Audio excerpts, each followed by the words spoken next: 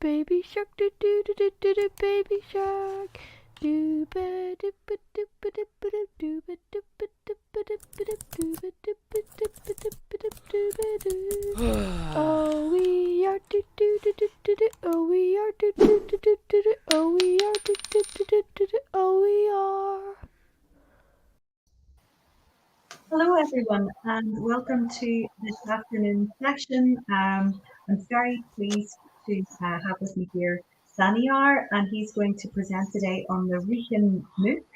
Daniar, I'm going to hand over to you straight away. If anyone has any questions or comments, leave them in the comment box, and I'll be back later to post those to you, Daniar. Okay. Okay. Oh, Thank you so much. we're seeing the presenter view at the moment of your slides. Now it is a full screen of presentation. It's full screen. Thank you. Perfect. Thank you so much.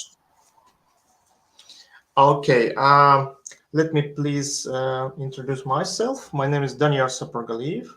I'm research assistant at University of Nottingham. And now we are going to present our result of the work of ReHIn MOOC, integration of refugees into the EU health culture and system. First of all, I have to present the aim of the project because it is a Erasmus Plus project aimed to develop digital learning resources for refugees and their growing awareness and knowledge on their health integration in Europe.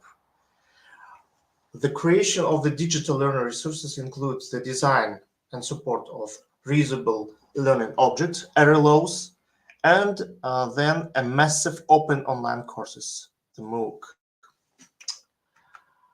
First of all, let me please show you the project objectives. There are at least 5 objectives. First of all, refugees integration in terms of use of the health services and their rights. The next one, we wanted to indicate the differences in way what health and medicine is practiced in European Union in comparison to major refugees' home countries, to create interactive learning resources that will foster respect and understanding for diversity in health, culture, and values. It is a part of 6 RLOs. I show you later these RLOs. And next one, to enable the wide accessibility of the educational resources through the MOOC and target a large number of refugees within European Union countries. And the last one, to the dissemination and exploitation of the ReHIn, the project, will be done both at the welcoming EU points, but also on the country in which the refugees are settled, collaborating with NGOs and national services in each country. The project duration was 36 months and plus 6 months of extension.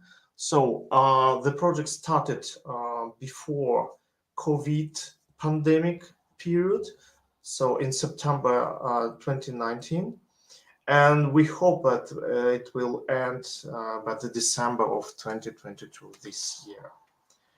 It is important that the results during the project period, there are 2 main results.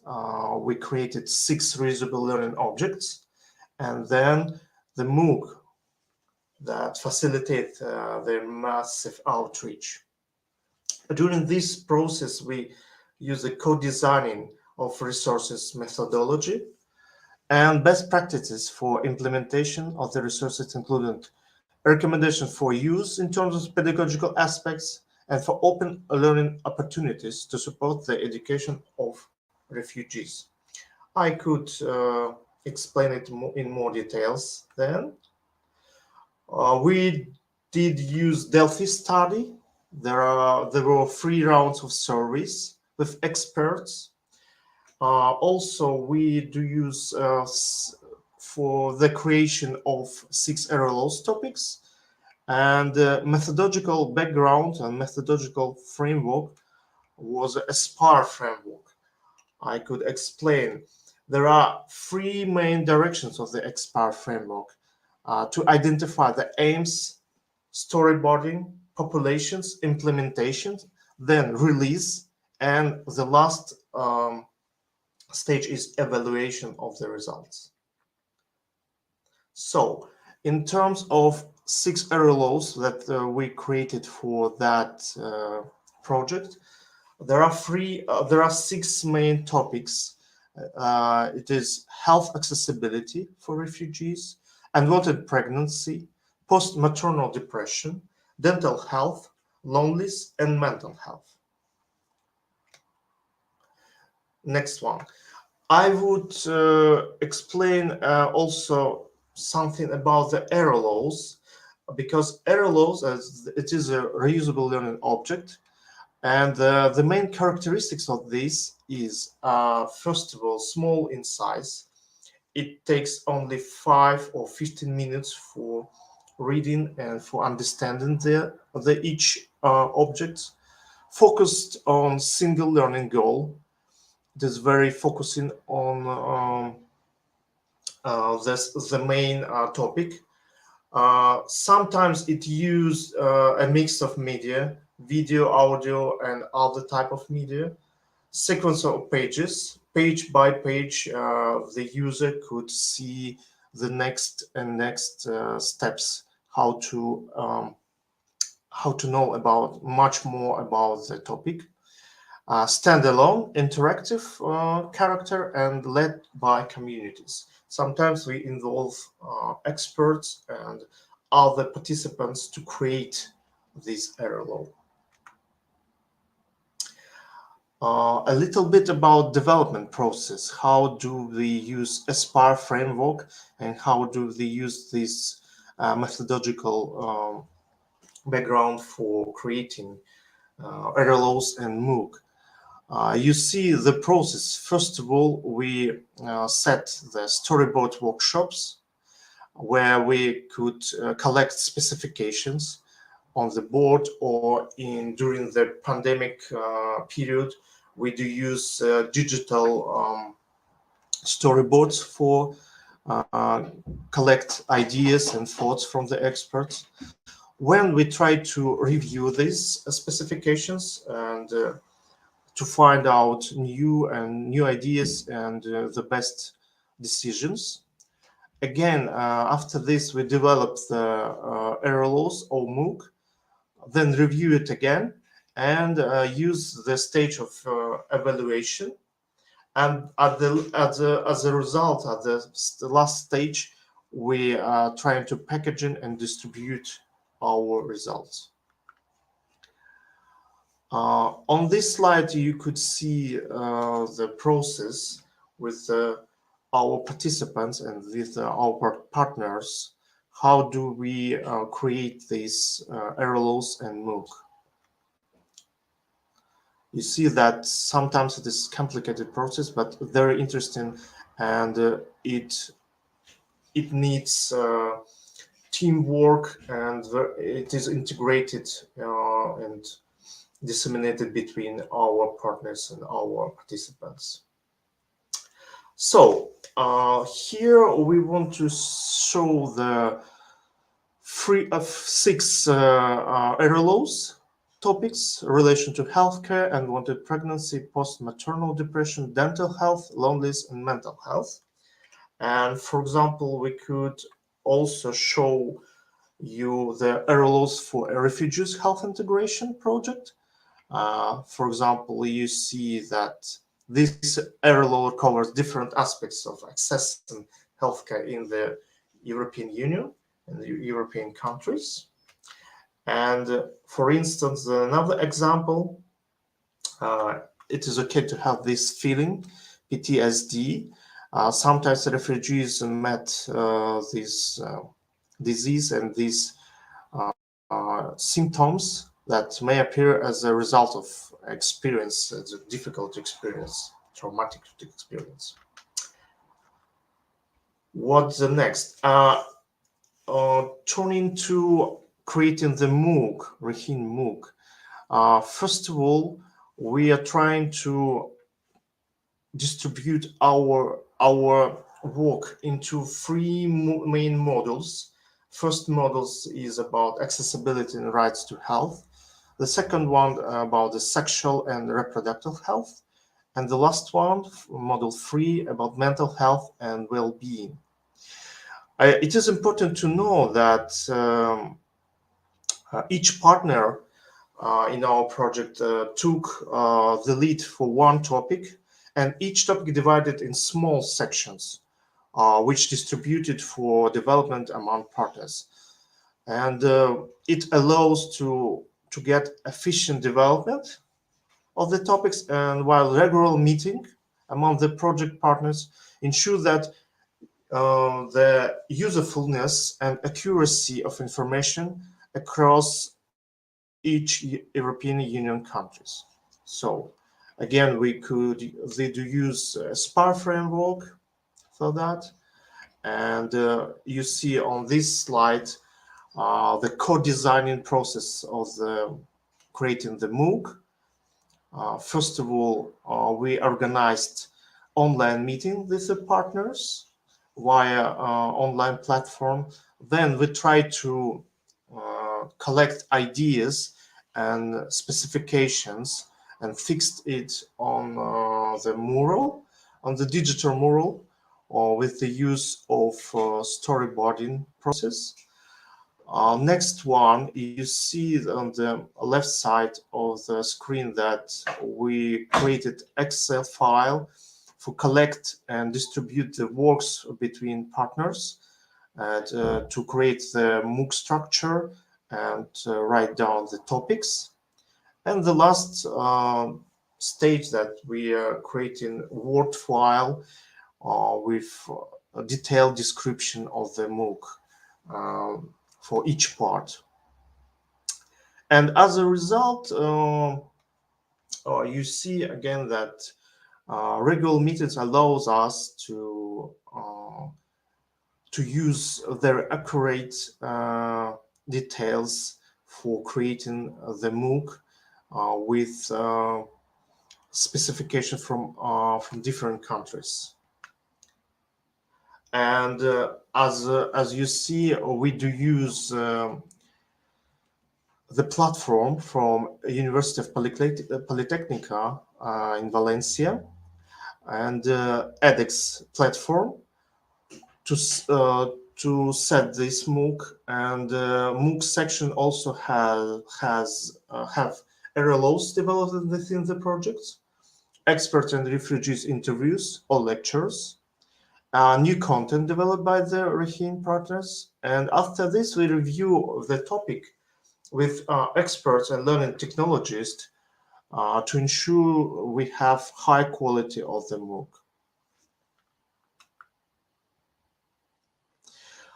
Yes, during the project, during the process, of course, we've met with technical challenges, especially video recordings has had challenging due to COVID-19 pandemic period.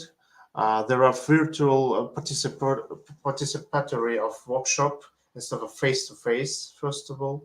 Also, we decided to use animations than video because it is more attractive and more understandable for the MOOC format and for refugees, our participants. Also, we used illustrated media and continuous support for recordings for narrations of the resources. During the project, we also met with difficulties to identify that were identified by workers in NGOs, non-government organizations. For example, refugees engagement was limited in our workshops that we organized. There are some different barriers and difficulties. For example, language barriers, technology barriers. Sometimes refugees can't use their accessible technologies as laptops or smartphones to join to our workshops or our conversations. At the time, and sometimes it was fear of unknown or other trust to participate in these workshops. But by the way, as a result, we try to create these two main results as creating RLOs and MOOC, targeting refugees' health integration during this pandemic period. And we try to identify and overcome a number of challenges. As I said, we did use the methodological framework as part for holding regular meetings with the partners. And we try to use different formats for creating the media as animations, graphics, alternative video formats. And we believe that by the end of the project, we will present very high quality MOOC that would be interested and attractive for refugees within European Union region. Thank you so much for that session, and now I am finishing my presentation. So, and I'm going to stop sharing my screen now. Thank you. Yep, thank you so much, Daniar. And we're while we wait for some comments or questions to come in from the participants, I have a question for you about. You just mentioned at the end that the audience, the refugees that the resource was targeted at, had very particular and complicated issues with getting access to the materials and to the workshop. Have you any ideas about how you can tackle that problem in maybe in the future? Yeah, thank you so much for this question, Emma. I also need to mention that we are preparing this MOOC not only in English, but also in Arabic to be approached by multinational audience. As you know, many countries, I mean countries of the refugees, they have Arabic language background, and refugees can use and can speak in Arabic and English. And sometimes it is better to have alternative for them, and in language alternatives and language opportunities for them to read our materials, to be integrated in this European Union context. And I think that also it is a good, it will be good results for us, because our MOOC is open for everyone, but most of the refugees, they can have difficulties in language, accessibility problems, I mean technical accessibility. But as it is a free to access, I think that it could help refugees to integrate more effectively. Absolutely. Okay, so we have a few questions. So one from Gabby. I don't know if you can see this. Do you think one of the key benefits of the project is in the reusability of the RLOs? Are you hoping that other people will translate them or adapt them to different local contexts? Yeah, of course. Thank you, Gabby, for these questions. I think that reusability, it is the main. It was a main idea that we are presented for our reusable learning objects, because again, as I said, everyone can use it and can represent or reuse it in their context or in their maybe learning approaches or learning aims. Sometimes other educators or maybe participants of NGOs or workers of NGOs also could use these arrows and the part of MOOC for explaining their their colleagues or refugees how to use European Union health system in their interest, and how to use different how to solve different medical problems within these topics and within the European Union region. So yes, I agree that it is a key benefits of this.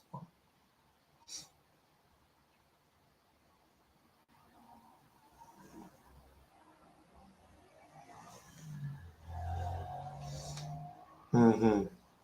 Probably, Emma, you were muted, but I see the question, what evaluation of the MOOC Sorry. are you planning? Yeah, of course. Thank you. Thank you so much.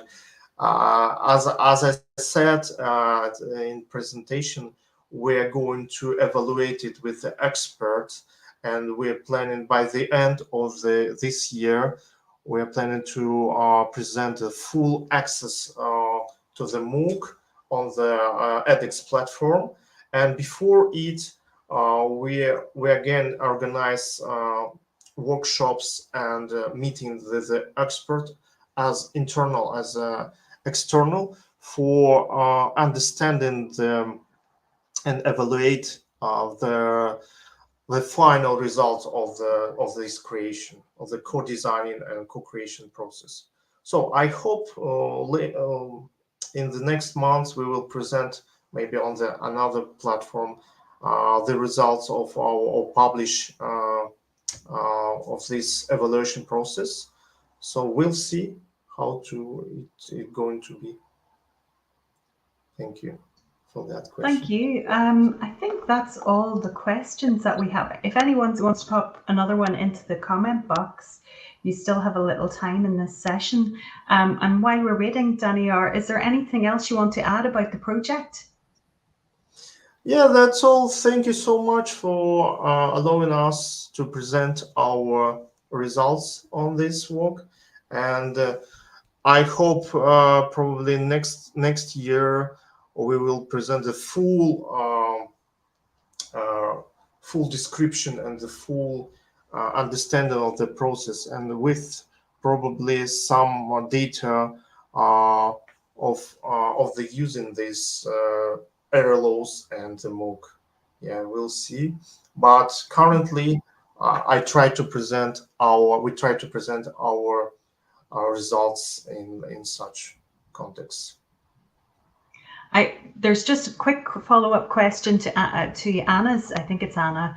Her question there. It's about are you planning to get feedback from refugees, from the target audience, I suppose? Yes, that's a very important topic, because we are planning to get feedback from our learners, and it will help us to understand maybe some difficulties and maybe problematic topics. And of course, we could use it for improving our MOOC and error laws for the next generation of the learners, or next stage of creating these platforms. Yeah, it would be nice, and we are planning to use feedbacks of the learners for improving our MOOC. Thank you so much, Daniar. It's a really interesting and important initiative and project. So thank you for coming and talking to us about it today. And thank you for everyone for attending. And we will say goodbye now for the session. Goodbye. Thank you so much, Emma, and thank you so much for this session. See you. Bye. Daniar, we actually do have one more question. And since we're all within the time, do you mind? For Sorry. sure. We've had a couple of false ends. So, are you offering any kind of support with digital literacies to refugees to widen the audience? Yeah. Oh, good question. Thank you, Gabby. It is interesting. Yeah, first of all we need to know your question, and probably we will offer any kind of support, as I said, digital literacy, or improve their digital skills, how to use their accessible technologies in healthcare context, or even to use our platform. But for now, I think that we need to use your thought and use your idea for the next stage of the creating or co-designing this MOOC. Yeah, this is very interesting. Yeah, very important. Probably we need to do that because our learners, potentially it is refugees from outside of the European Union, probably we do have some difficulties in using maybe different platforms, especially edX or maybe other types of MOOCs. But we'll see. Probably we will include some of the digital literacies course or short LLOs, how to use the MOOC and other type of technologies. Good question. Yeah. Okay, thank you. So we will, I'll thank you once again, Daniar, and thank you very much for everyone for coming to the session today. And we'll say goodbye at that point. Goodbye. Thank you so much. See you.